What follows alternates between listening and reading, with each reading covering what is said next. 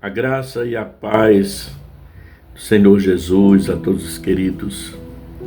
Vamos ler o Salmo de número 22. O tema deste Salmo na minha Bíblia é Sofrimento e Vitória do Messias. Deus meu, por que me desamparaste? Por que se acham longe de minha salvação as palavras do meu bramido? Deus meu, clamo de dia e não me respondes, também de noite, porém não tenho sossego. Contudo, tu és santo, entronizado entre os louvores de Israel. Nossos pais confiaram em ti, confiaram e os livraste. A ti clamaram e se livraram, confiaram em ti e não foram confundidos. Mas eu sou verme e não homem, opróbrio dos homens e desprezado do povo. Todos os que me veem zombam de mim, afrouxam os lábios e maneiam a cabeça. Confiou no Senhor, livre-o ele, salve-o, pois nele tem prazer. Contudo, tu és quem me fez nascer e me preservaste, estando eu ainda ao seio de minha mãe. A ti me entreguei desde o meu nascimento, desde o ventre de minha mãe, tu és meu Deus. Não te distancies de mim, porque a tribulação está próxima e não há quem me acuda. Muitos touros me cercam, fortes touros de Baçã me rodeiam. Contra mim abre a boca, como faz o leão que despedaça e ruge. Derramei-me como água, e todos os meus ossos se desconjuntaram. Meu coração fez-se como cera, derreteu-se dentro de mim. Secou-se o meu vigor, como caco de barro, e a língua se me apega ao céu da boca, assim me deitas no pó da morte. Cães me cercaram, uma súcia de malfeitores me rodeiam. Transpassaram-me as mãos e os pés. Posso contar todos os meus ossos, eles me estão olhando e encarando em mim. Repartem entre si as minhas vestes, e sobre a minha túnica deitam sortes. Tu, porém, Senhor, não te afaste de mim, força minha, apressa-te em socorrer-me.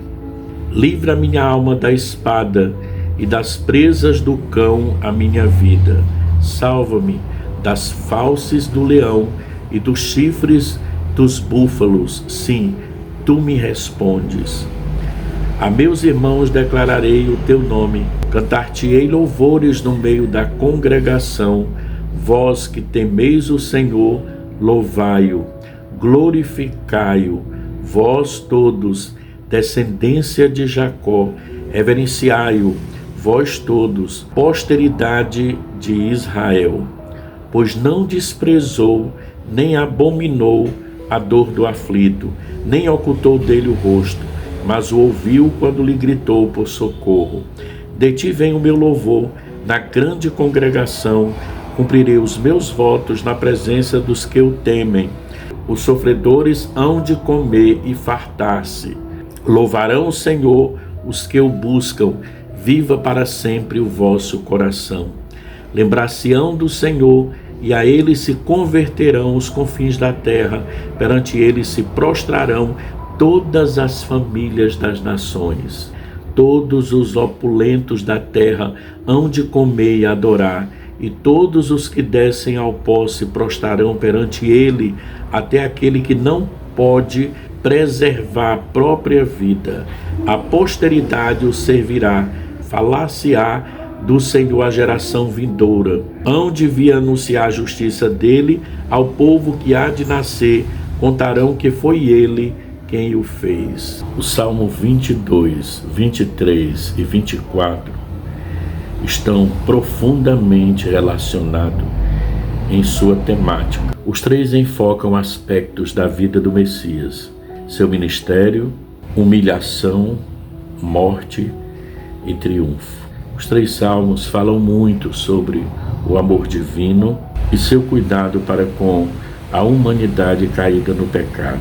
O Salmo 22 é um dos mais profundos e significativos salmos messiânicos. Ele revela como o salmista, inspirado pelo Espírito Santo, descreveu com detalhes impressionantes o sofrimento do Messias. Na verdade, este salmo é uma profecia que aponta para a crucificação de Jesus Cristo, destacando tanto a sua agonia quanto a sua vitória final.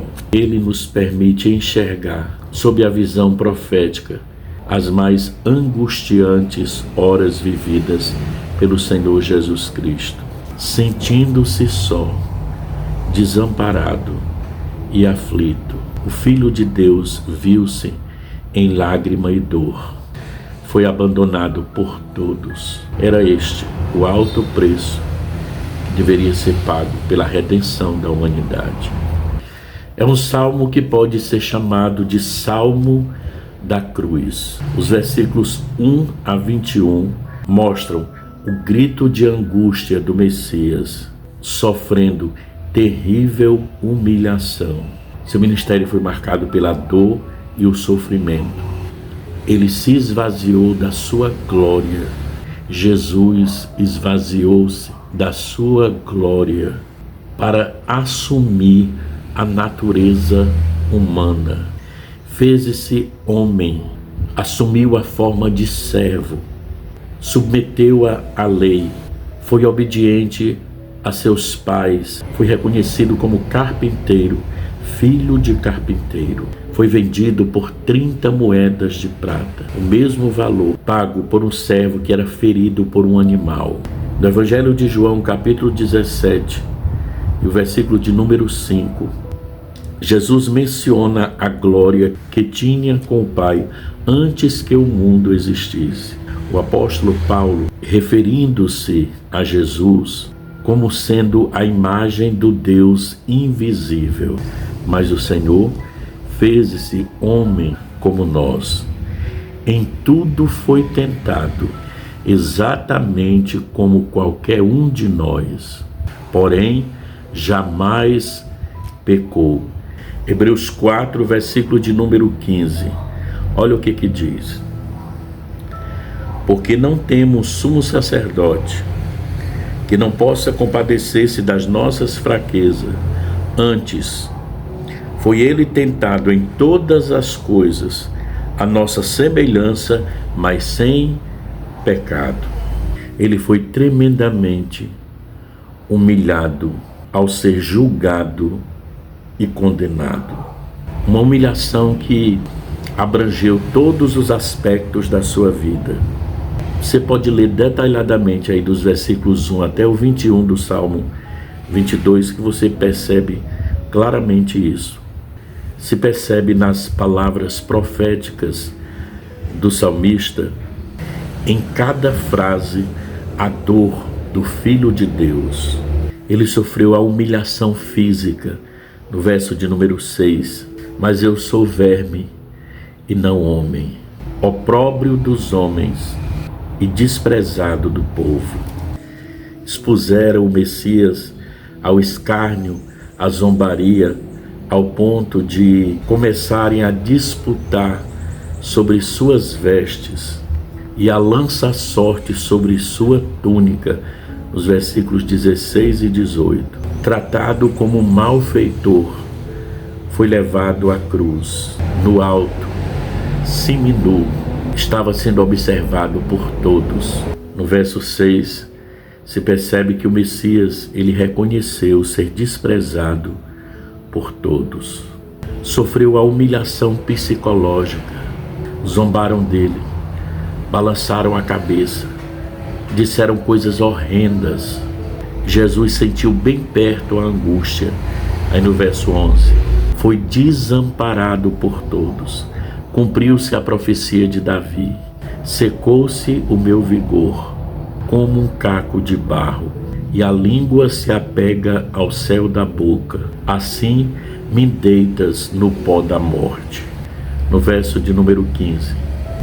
Na verdade, dos versículos 11 a 17, impressionam tal vivacidade da narrativa ao expor a situação de angústia do Filho de Deus, a humilhação espiritual. Jesus sentiu-se desamparado pelo próprio Pai. Deus meu, por que me desamparaste? Eloi, Eloi, lama sabachthani. Porque se acham longe de minha salvação as palavras de meu bramido. Marcos 15:34. Jesus sentiu-se sozinho ao levar sobre si na cruz a nossa culpa. A segunda parte desse salmo fala sobre a exaltação e glória do Messias. Embora ele tenha sido humilhado, desprezado, chicoteado, maltratado, vituperado, mas a promessa é de que ele venceria, triunfaria e conquistaria para o homem a salvação, o perdão e a bênção de conhecer o céu através dele, que é a porta aberta. Há vários textos na Bíblia Sagrada que referem-se à glória do Messias. Filipenses capítulo 2, de 9 a 11, refere-se à exaltação do Filho de Deus, pelo que também Deus o exaltou soberanamente e lhe deu o nome que está acima de todo o nome, para que ao nome de Jesus se dobre todo o joelho, nos céus, na terra e debaixo da terra, e toda língua confesse que Jesus Cristo é o Senhor, para a glória de Deus Pai. O nome de Jesus está acima de todos os nomes. Um dia, todo joelho se dobrará, quer o homem queira, quer não queira, mas toda língua há de confessar que só Jesus Cristo é o Senhor. Oh, maravilha! Nesse dia, toda arrogância, todo orgulho cairá por terra e os homens reconhecerão o nome que está acima de todo nome, que é o nome do amado de nossa alma, Jesus. Nas palavras do salmista, a exaltação ao Messias ocorreu em duas fases. A primeira fase, Deus mudou o seu cântico. No versículo de número 22, cantar-te-ei louvores no meio da congregação. Após um grande sofrimento e a morte, veio a ressurreição.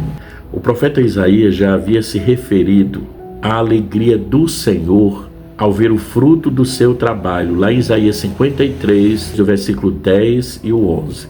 Depois da dura humilhação, Jesus disse: é-me dado todo o poder nos céus e na terra. Mateus 28, versículo 18.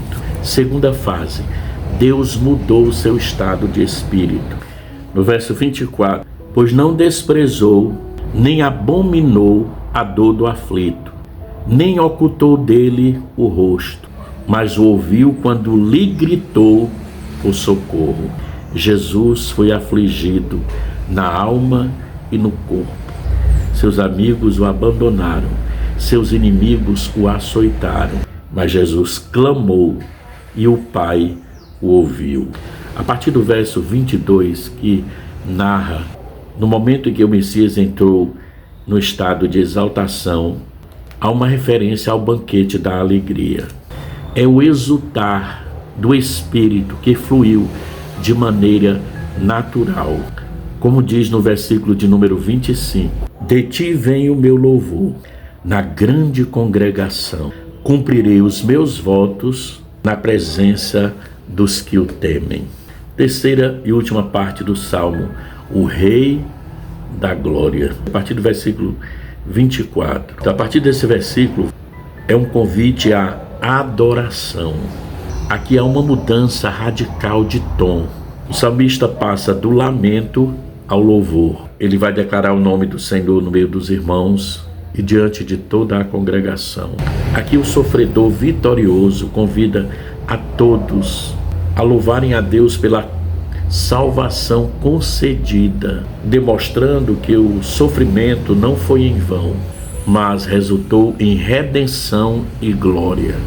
Em seguida, o salmista promete cumprir os seus votos na presença daqueles que temem ao Senhor.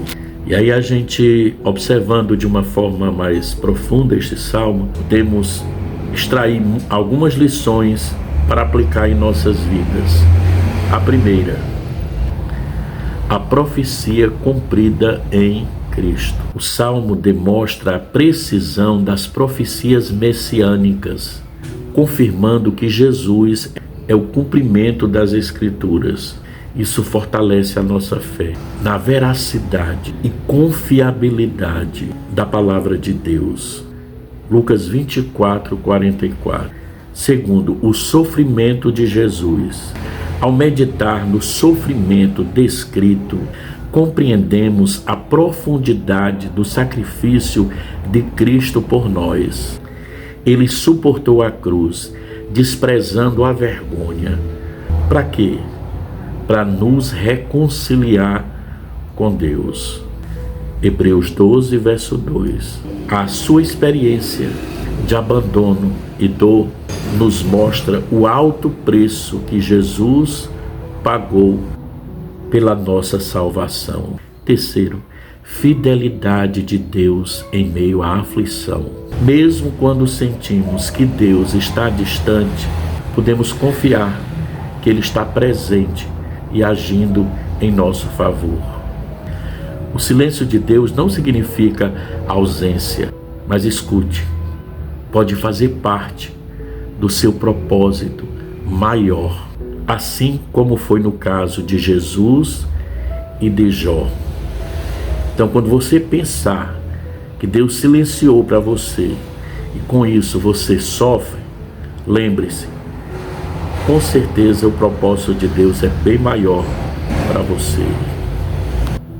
Quarto, a abrangência da salvação.